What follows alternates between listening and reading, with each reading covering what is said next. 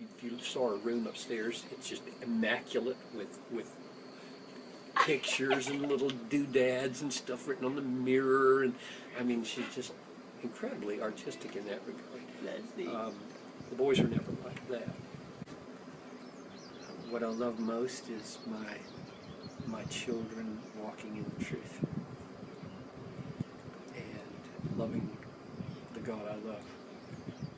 Philos is the friendship where you don't look at each other like this. You look at the world side by side, arm in arm, and go for something together. And that's what I feel about my boys. I want them to be right here, pushing the mower or driving the boat or, conquering some mountain together. And when that happens, it feels like fatherhood comes. Being raised without my biological father made me question a lot of my significance. What does it mean to be a man? And how do I know if I've lived up to that? I was trying to find father figures anywhere I could, and some of those figures were detrimental to my life. Sons just look up to their fathers. There's a respect there that isn't even earned. It's just a natural respect. And when it's squandered, it's painful. The pain and the frustration that I wrestled with created extreme behavior.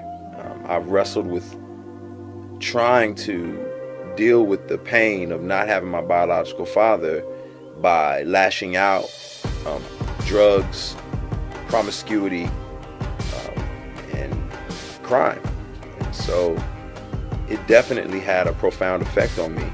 The lack of having that support has made me determined to be everything to my own kids what my father was not for me. My name is Lecrae, and this is Father. A point where I was about 27, and I was talking about how things felt growing up in the Evans household and how things translated to me. That may not have been the reality of the scenario, but how they felt.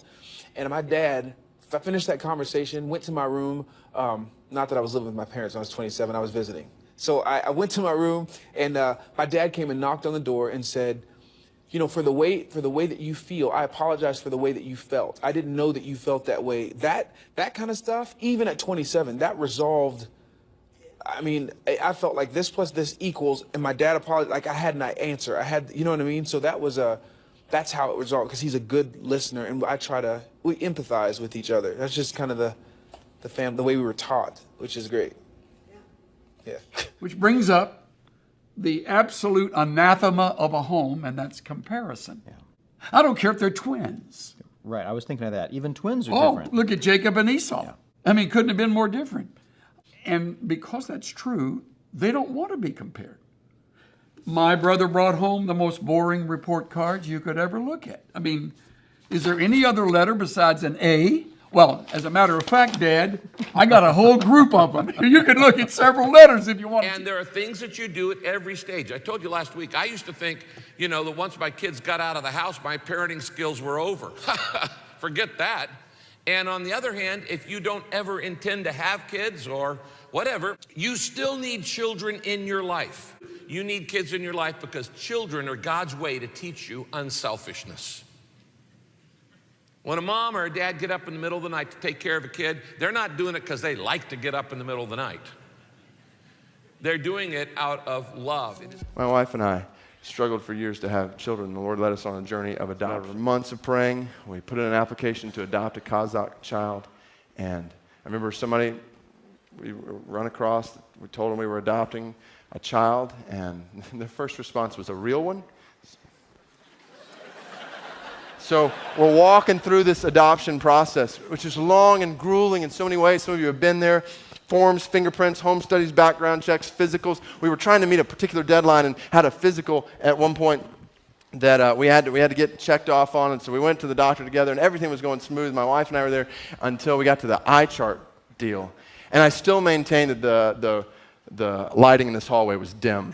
But I went up first, and so she said, cover one eye and start reading. And I got maybe 2 rows down, and then I started struggling. And I started thinking, I can't do this.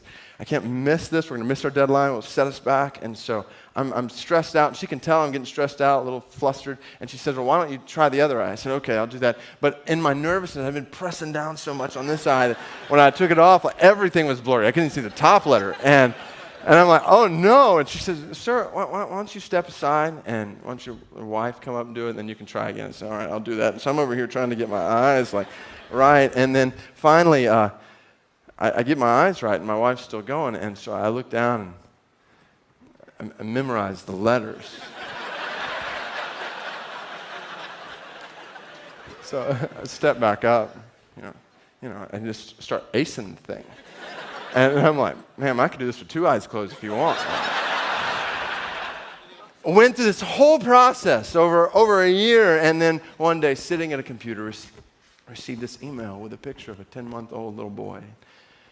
And 6 years ago, this last month, day after Valentine's Day, we walked into an orphanage in this small, obscure city in Kazakhstan, and we held this baby boy in our arms.